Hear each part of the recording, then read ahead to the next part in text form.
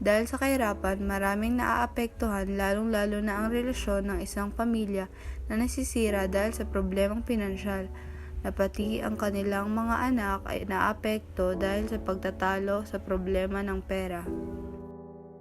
Isa sa kahirapan ang dahilan ng paghiwalay ng mag-asawa.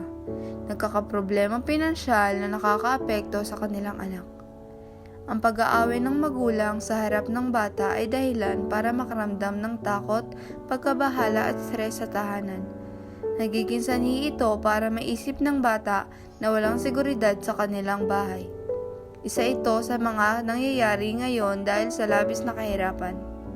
Dahil sa kahirapan, maraming naapektuhan lalong-lalo na ang relasyon ng isang pamilya na nasisira dahil sa problemang pinansyal, na pati ang kanilang mga anak ay naapektuhan dahil sa pagtatalo sa problema ng pera.